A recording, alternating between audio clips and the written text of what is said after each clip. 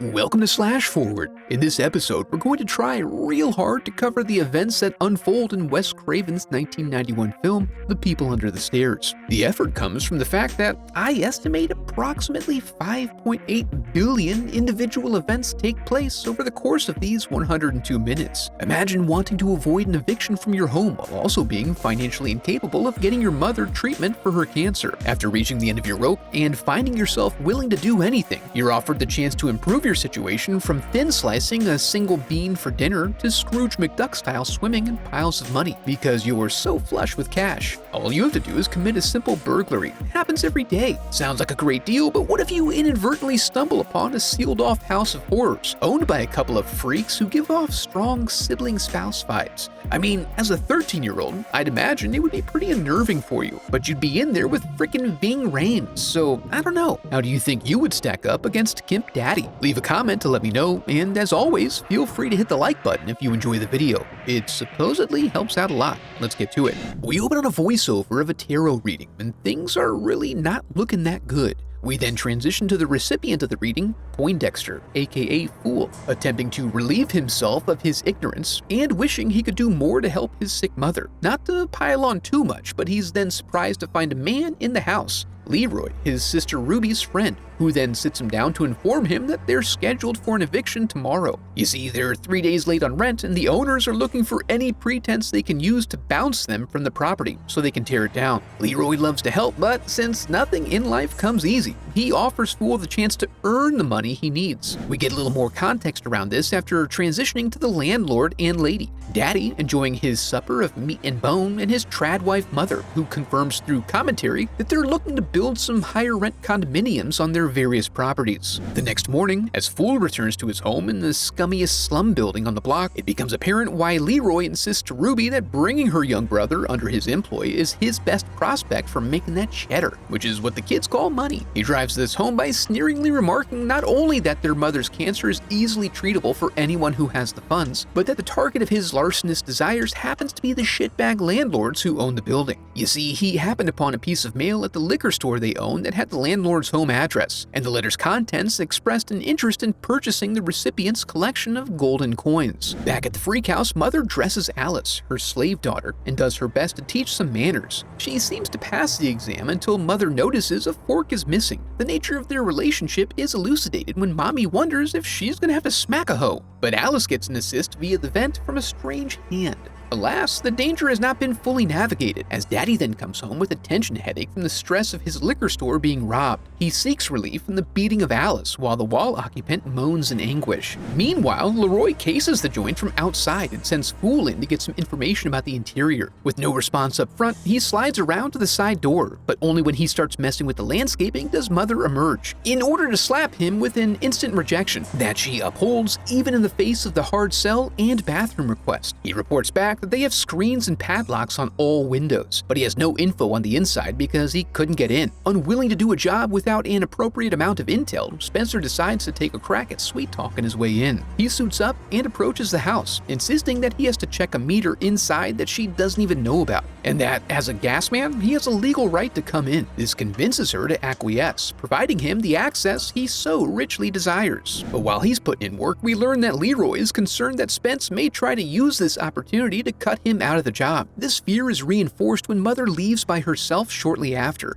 implying that Spencer's inside the house completely alone. In a panic, he pulls fully into the driveway to see if they can scope out what's going down. On the way in, Fool has some doubts about committing his first felony, but since he's inside, he's technically already done it. So what difference does it make now? Inside, they find locks everywhere and heavy doors. However, with just a little effort and the appropriate angle, I done busted this house, Cherry. Gross. They are immediately attacked by a dog, and it won't stop no matter how much Fool begs it. They do manage to give the good boy the slip and lock themselves inside for safety. As they get their bearings, a noise from upstairs draws their attention. It's a very tense situation, which is obvious from their acting. So Leroy forges ahead on his own while Fool waits in the living room. However, a curious noise draws Fool to the basement door. He peers through and sees Spencer's clipboard, so he unlocks the door and goes down the stairs, but only until he hears another strange noise.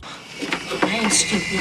But apparently he kind of is, because he lets the threat of being deemed a chicken shit, which he only imposes upon himself, compel him to head back into the basement. He takes a look around and mostly finds old building supplies and sporting goods. But then he finds a tube TV that's still working. When a dust plume threatens to aggravate his allergies, he turns to leave and trips over Spencer's dead body. He recognizes that Spencer is gripping a gold coin in his cold dead hand, right before something drags him toward the wall. Fool pulls him back, only to discover that his hand has been munched upon. Then it dawns on him that the TV was there for the entertainment benefit of the people under the stairs, which, as it turns out, is not a metaphor. The mysterious moaner then jumps out to introduce himself, and Fool makes for the door. He's released by Alice, who disappears into the house. Before Fool can pursue her, Mother and Father return, so he runs upstairs to warn Leroy. When he finds him, he's laying in the hallway, ass to the wind. Turns out he's listening very carefully to a strange sound wafting through the ducts. Fool warns him of the owner's return and Spencer's apparent death by fear, so they run down double quick to confirm they're still barricaded in before trying for the front door, which they find to be humorously electrified. As Prince works on busting his way in, Leroy convinces Fool to stand out as bait so he can beat off the dog. But when he arrives, they learn that Prince doesn't like the tender meat, and when Leroy prairie dogs to see what's happening, he gets clamped down. Fool tries to tug him to safety, reaching the knob and letting the electricity flow through their bodies. They rush back upstairs to hide, and Leroy finds a good spot, but just for him, tells Fool to shove off right before lockdown is initiated and Daddy begins to clear the upstairs. The wall creeper pops out, startling Leroy into the hallway where he is shot many times, satiating the psychopathic couple's bloodlust. Fool creeps out and watches as they tap dance on ya boy's corpse, and when he returns to the hall, he's been gifted sight and led towards safety. Behind the vent, he essentially finds a whole second house with a pathway out. When he emerges in an adjacent hallway, he finds Alice standing meekly in a bathroom they hopefully no longer use. After introductions, Fool discovers she has no knowledge of the outside world because there's no way out of the house. Despite the failure of many others like him, he is determined to escape. She further explains that the people under the stairs were all prospective brothers who couldn't live up to the standards set for them, so they were mutilated and cast away. When the moaning starts back up, she confirms that's Roach, a cellar boy who escaped into the walls and is hunted by Big Daddy, mostly when his moaning interrupts Gimp time, which he takes personal offense to. Daddy has to place a bookmark in his progress because police arrive at the house. Turns out the van in their driveway was identified as possibly being related to a recent liquor store robbery. Fool tries to get their attention from upstairs, but no sound escapes. Outside, they claim the van just happened to be there when they got home, and they saw a couple of men walking down the street. The officers go to scope out the rest of the neighborhood, leaving the evidence behind and unsecured, so they help themselves. This reveals the likely presence of a boy in the house, who smells delicious. Inside, Prince has decided to settle for what he can get, and chases Fool into a room where he is repelled with a falcon punch. Daddy then tries to blast his way in, but gets his skull caved in. Then Roach pops out and grabs Fool before dipping out. He's led through the back halls with Prince in hot pursuit. They ultimately shake their tail by distracting him with a toy and sending him down a chute that Roach had built in his free time, just in case. This ejects him right out to where Mother and Daddy are located, and the homemade plushie indicates that the filthy little boys have gotten to Alice. Sure enough, they do emerge in her room, where the new friends get to know each other through intense, sustained eye contact. This is because Roach's bad part was his smart mouth, so they cut out his tongue, which is why he can't talk good. When the parents bust in and see what these little wall rats have been up to, Mother lays down a final verdict. What do I do with the mommy? It is time to clean house!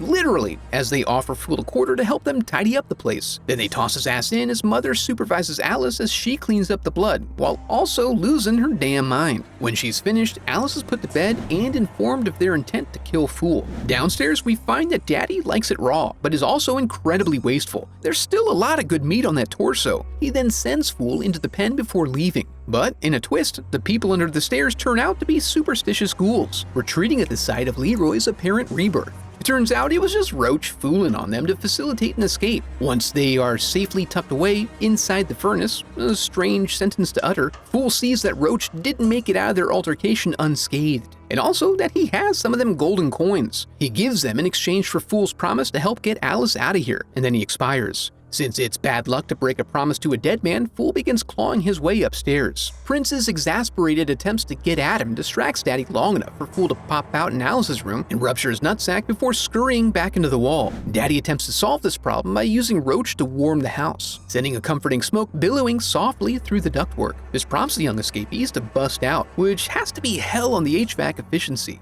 Then they make their way through as quietly as possible to try to avoid getting shot. And when they hear Prince coming again, Fool decides it's time to take a stand and gets into an unlikely wrestling match with a dog that's his own size. The noise allows Daddy to locate them and start probing the wall with his bayonet, which eventually finds purchase inside Prince's body. But since that tactic has never worked before, he's too overcome with excitement and dances a little jig for Mama. But she insists on seeing proof with her own eyes, and they lament the results as the kids make it to the attic, the one room in the house with an open window. Fool suggests jumping into the koi pond below. Alice is hesitant, however, and this results in them getting split up when Daddy runs in, forcing Fool's hand and forgetting himself in his zeal by firing off his gun into open air. Back at home, Fool and Ruby get confirmation that the gold is enough for both their rent and their mom's operation, after they trade them in for cash. Then the elder relays some spicy rumors about Mother and Daddy. That brother-sister act you messed with are evil, plain and simple. Brother and sister? Brother and sister.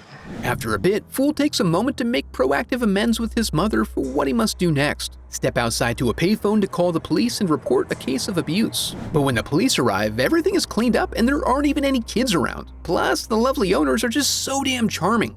After the officers leave, the pair resets the house and goes to get ready for bed. Along the way, Mother expresses concern about the police leaving the back door open so long, risking someone escaping, but not expecting an infiltration. Fool selects himself a nice hefty bludgeon and creeps upstairs, inching toward the sound of evening prayers, but they were goofing on him. Gimp Daddy jumps out and Fool gouges his eyes the way he likes, before blasting Mother's uterus into her throat. They chase him downstairs where he made like he got away, but his intent was never to leave. Instead, he ventures up through the chimney and releases Alice from the inside. He arranges to meet her at the special window. Before leaving, he informs Alice that she has no ties to her parents, as they are siblings who kidnapped her when she was young. She reciprocates by informing Fool that the pond has been drained and there are now bombs wired up all over the joint. Thinking quickly, they head to the roof and work to attract attention, using Daddy's eagerness to harm them as an opportunity to brick him in the face. Then the pair Donkey Kong's mother, herniating a disc at her C6 on the way down to the basement. Fool tells Alice how to get out from here and circles back to take care of some unfinished business.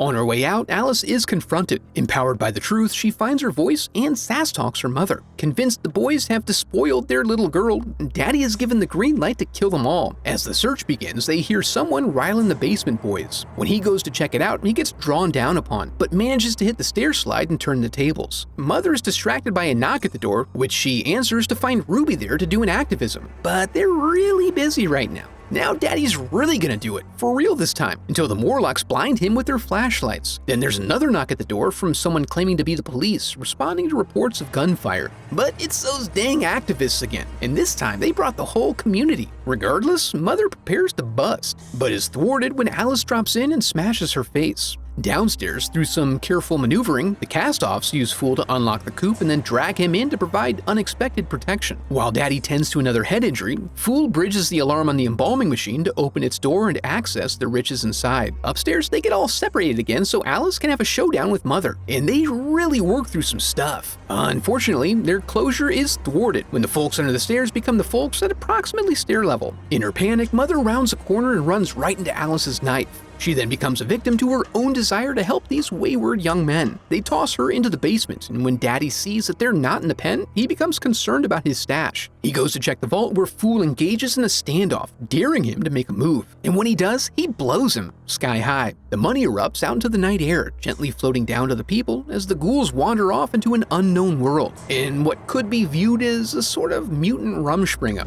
I have a lot of history with People Under the Stairs, and also a lot of thoughts to sort through. My first experience with this movie occurred during a sleepover with a friend when I was a young lad. His older sister and her friends had rented one of the Faces of Death films along with this one. I remember hearing all kinds of crazy crap coming in from the other room, and it left a lasting impression about how creepy and twisted this movie was, despite the fact that I didn't actually see it. When I did see it for the first time as an adult, I was somewhat put off by the cornier elements of the movie. It was not at all what I expected. It was truly anchored by a creeptastic performance from Mother and Daddy, but then had a bunch of peripheral elements that I just didn't think matched up with the tone. Having watched it again now, I think I have more of an appreciation for the film and also a better understanding of where I think it went wrong. There was something about the overall combination of elements that diluted the final effect. I think the film overall would have worked well if it was creepy and humorous or cheesy, while allowing the overall theme and structure of the story to imply the overarching message they were trying to achieve. Coming out and directly saying it weakens its impact, and also adds a separate layer that just doesn't work, because it feels like the cheesy activism clashes with the self self-aware cheesiness of the slapstick portions, if that makes sense. Overall, it felt like there was something here, but it was presented with a degree of naivety that you don't expect from Wes Craven, the master of horror.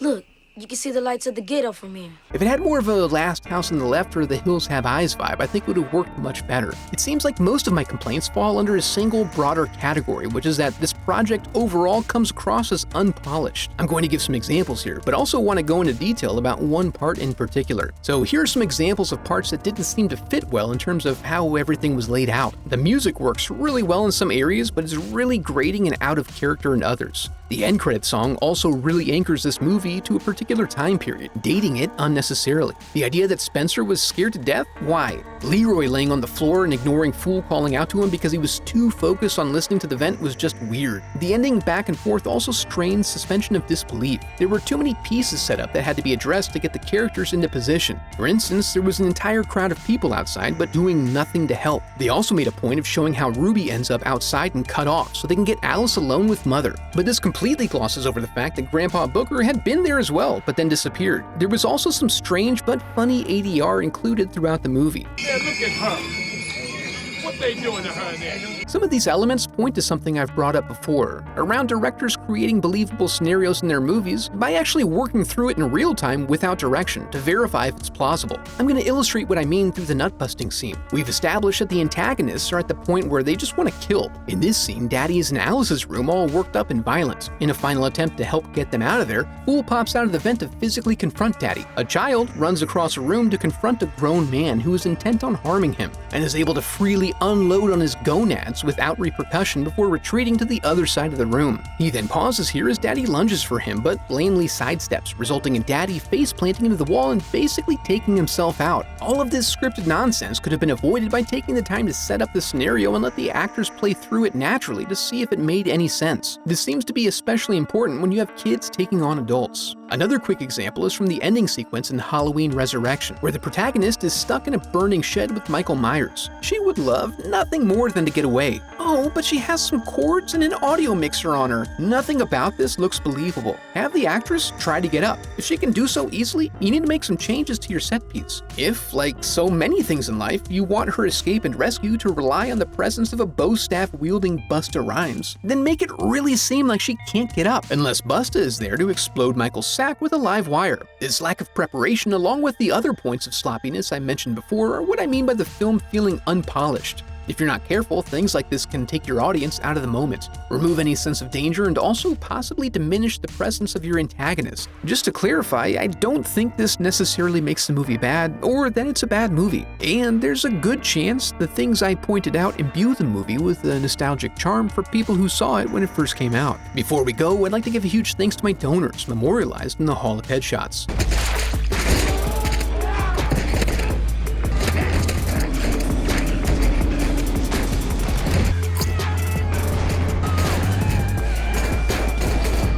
I have a website set up where you can support the channel through donations or merch. Any donation unlocks uncensored movie reviews of Life Force, Under the Skin, and Possessor, with others to be added over time. And if you enjoyed the video, I would love for you to become a part of the channel by subscribing. Thanks for watching.